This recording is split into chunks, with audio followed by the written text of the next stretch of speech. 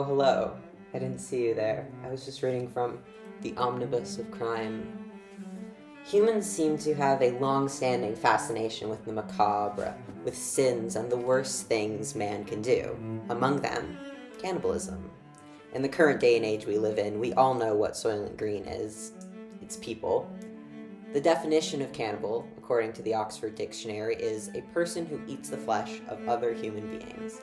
Cannibalism exists and is taboo, and therefore we've done as humans are wont to do. We write stories about it. From classic fairy tales like Hansel and Gretel to modern horror, from stories based in history to those pulled from our own twisted imaginations. Stories of cannibalism have been around for a long time, and modern mediums of film and television have granted those stories even more prominence. This is the history of cannibalism on film.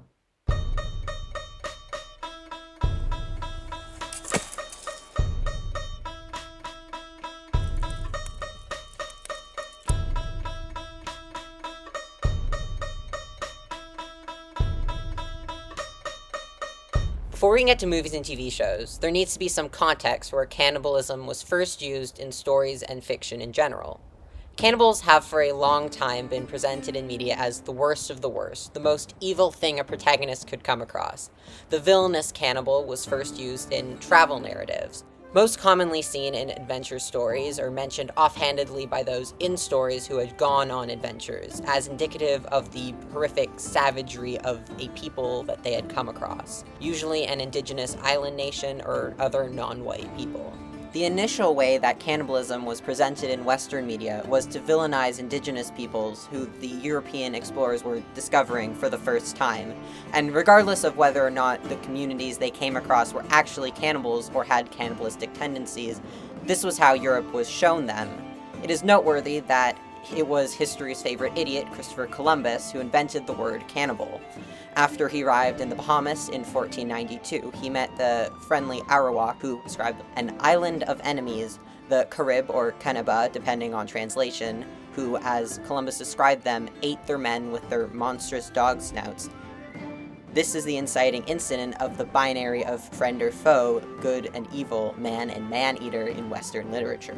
Because this was how cannibals were so perceived by society, as a thing exclusively done by the uncivilized savages of jungle nations, this was how they were first presented in films. The first movies to portray cannibals were jungle movies of the 1930s and 40s. Depictions like these continued up until very recently, famously in the second Pirates of the Caribbean film, and I love those movies. It's one of the greatest adventure trilogies of all time, and I stand by that. It's a shame they stopped making them after 3. It would have been nice to see more of those characters. Cannibals in adventure and travel films keep a presence in culture because of how often that was how it was portrayed since the beginning of the genre, before anyone had even conceived of a video camera or the idea of film. As the 20th century continued, a specific genre of horror came around known as the cannibal film, or the cannibal boom. This was an era in the 1970s and 1980s where they fully bought into the ideas initially established by the portrayals mentioned above, but then taking it into the horror genre. These movies were graphically violent and usually depicted cannibalism by primitive Stone Age natives deep within the Asian or South American rainforest. More than just cannibalism, these films also often depicted many taboo subjects in explicit detail, as well as graphic depictions of torture, sex, and sexual assault, and other forms of violence. The cannibalism, which was often more implied than shown in adventure films, is shown viscerally and graphically here. Many credit Umberto Lenzi's 1972 film, Man from the Deep River, as the originator of the cannibal genre. Though the most famous film from this era, though infamous is probably the better word to describe the film, is Ruggero Deodato's 1980 film Cannibal Holocaust, which garnered attention due to the extreme controversy which surrounded its production and release. If you want to learn more about Cannibal Holocaust, I recommend this video by Ryan Hollinger, which is how I discovered that it was a thing. These films were often banned in most places in the world due to their graphic content. Many of them came under fire and controversy for these depictions and sometimes for real-life animal cruelty, which is obviously not good. These films often leveraged their controversy to gain notoriety, often using the controversial points in their marketing over anything from the actual plot. which tends to follow similar premises, being that mondo filmmakers, which are exploitation documentary films, shockumentaries, or anthropologists from a civilized country enter a jungle and encounter and reckon with the cannibalistic natives. Despite everything I just said, many of these films oddly have anti-imperial angles, and have been reappraised in an anti-colonial light. In most of the films, it is the white people who are the first to enact violence or harm upon the native people, and not the other way around, and then the violence enacted in return is revenge or penitence for their actions. People have seen in recent years that many of these cannibal films do incorporate a commentary or critique of the exploitation of native people of the global south, but there's really only so much those critiques or commentaries can do when they're packaged in often unwatchable films due to their truly just not fun content. Now that the history lesson is over, I'm going to start jumping around timeline-wise and start dividing by the way cannibalism is portrayed narratively on screen. Okay? Okay, let's begin.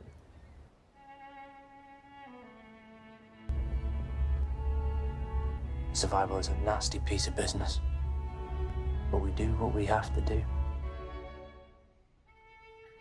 Now I'm going to talk about cannibalism as survival, the return of the classic adventure story, or not, but a journey or adventure which is cut short or goes very wrong.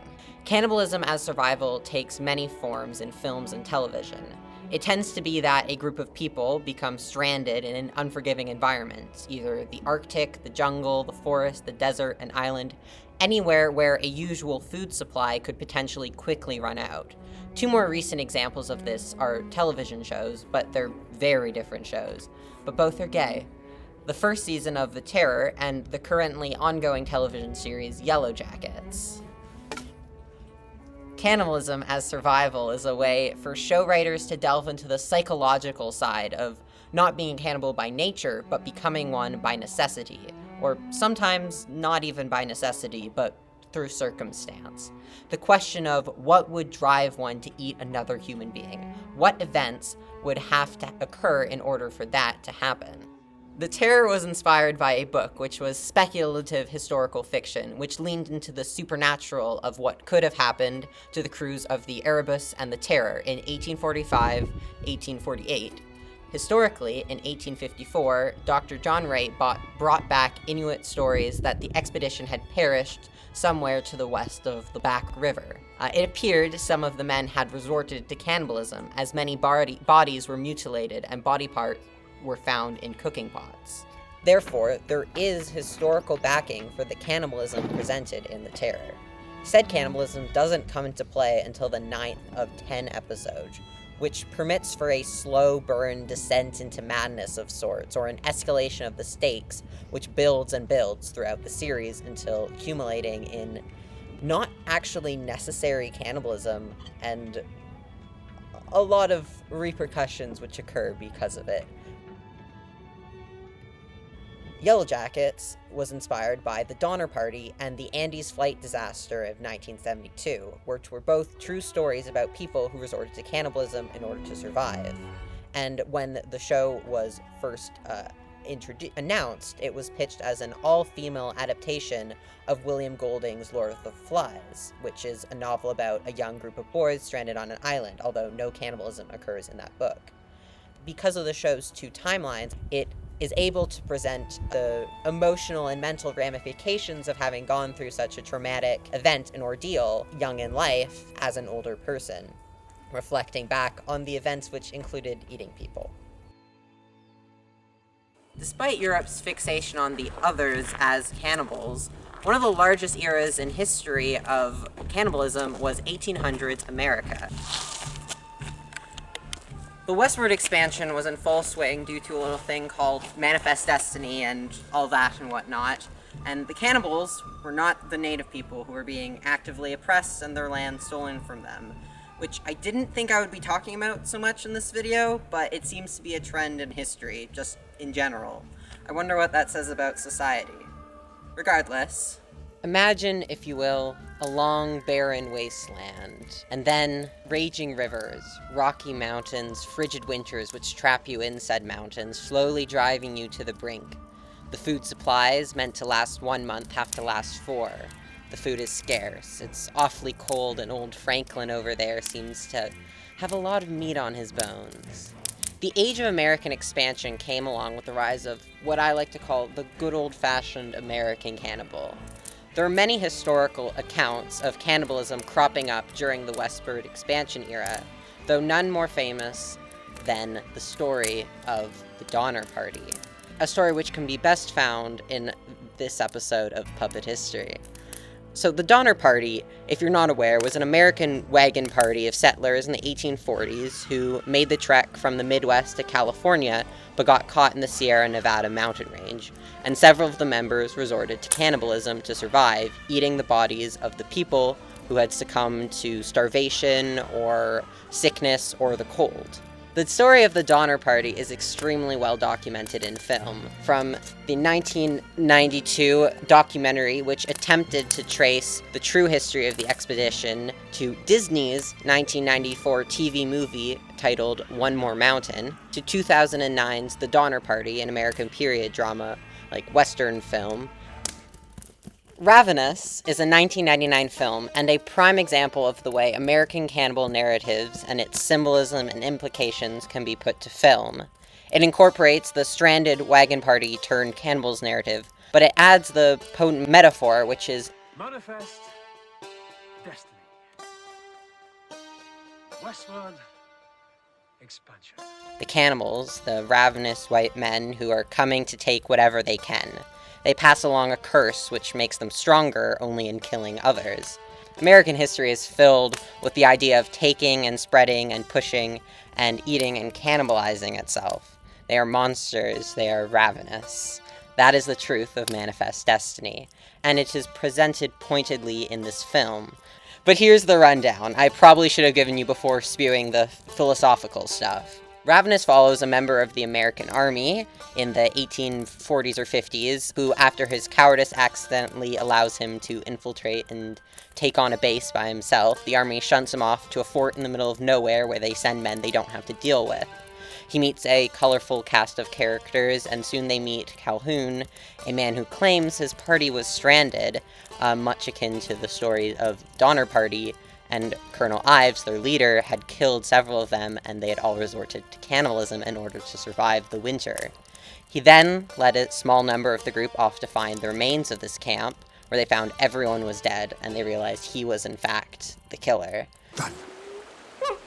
He chases them around, and Boyd is forced to eat one of them in order to gain strength and escape this pit he was stuck in. Upon returning to the fort, military men show up and introduce the new head of the fort, Colonel Ives, who's Calhoun, the same man as before. Things escalate quickly and go very bloodily. The story took inspiration from the Donner Party, but also the Colorado cannibal Alfred Packard, who survived by eating 5 companions after becoming snowbound in the San Juan Mountains in the 1870s. Because one thing that connects most of these stories is that they tend to have loose inspiration on real life.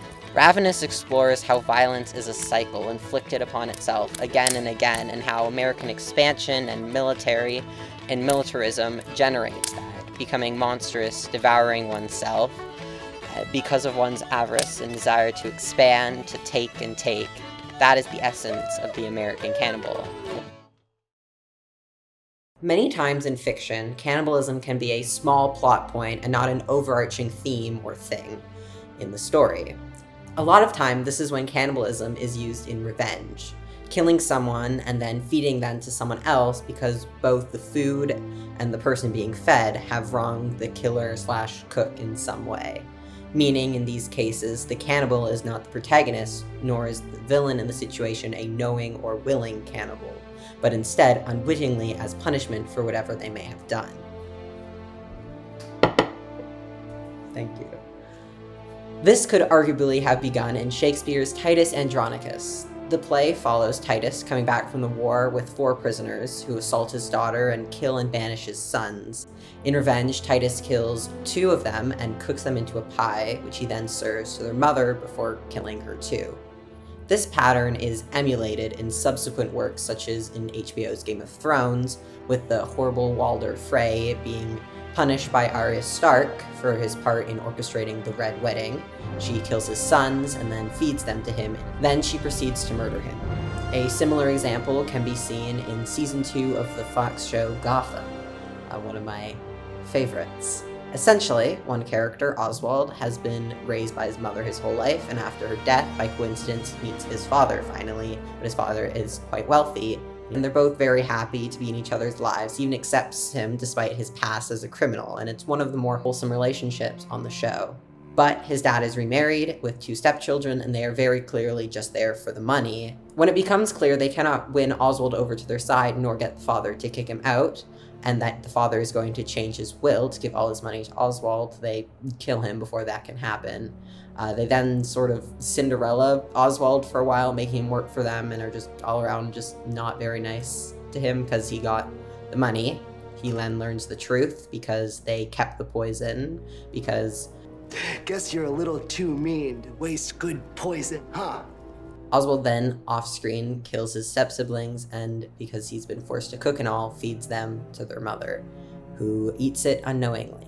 Revenge cannibalism can either be a quiet vengeance and punishment unknown to the eater, that they're eating someone they know or love, or in Oswald's case, after the fact, he makes it very clear what has happened before killing his stepmother as well. He's actually made in turn to eat human meat later in the show by Professor Pig, but that was more of a class thing than straightforward revenge. The Meat Pie Tango! Regardless, this is a well-used method of revenge or punishment or torture in TV shows and movies, forcing someone to eat another, making that person into a monster. Speaking of which, I couldn't make a video about cannibals on film without talking about the man who makes a really good case for nominative determination, Hannibal Lecter. So here's a quick breakdown of the history of Hannibal.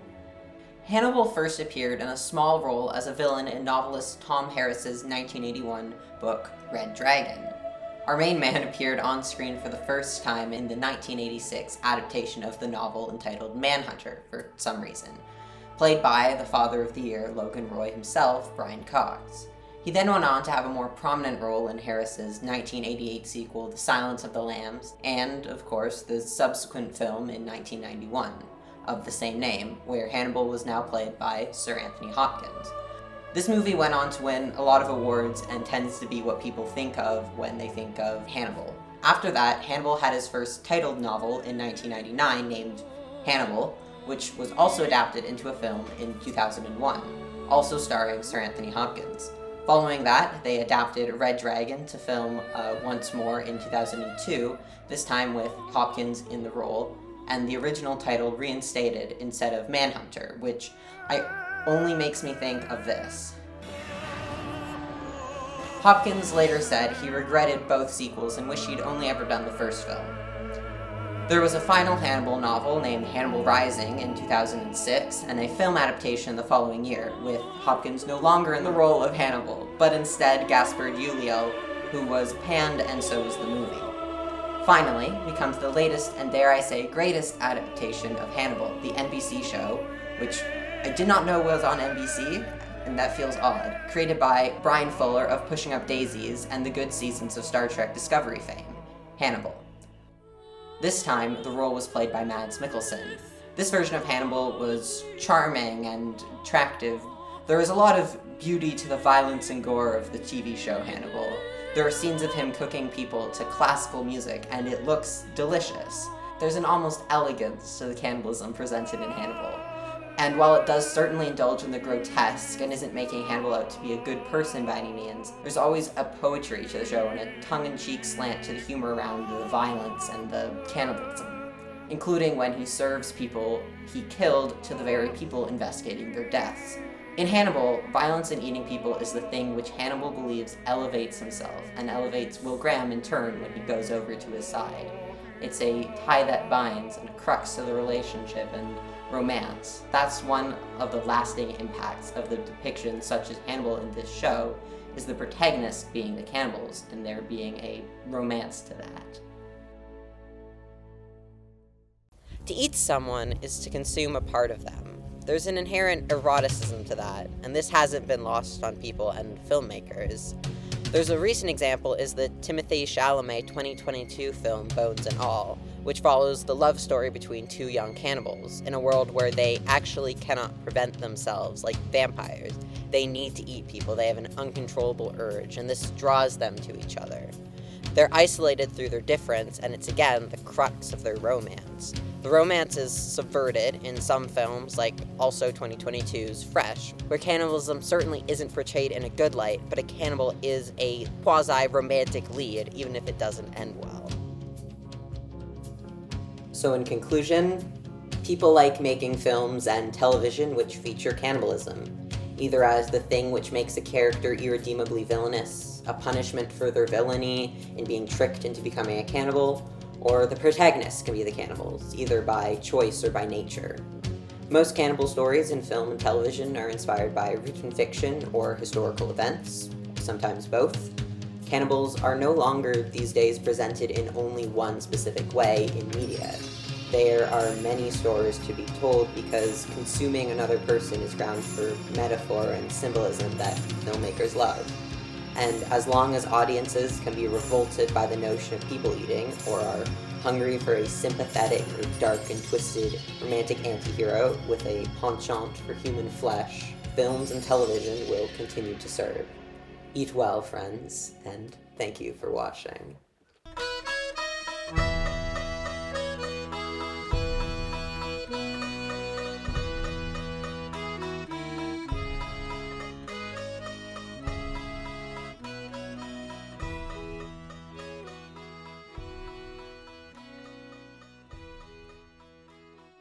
Yum, yum, yum.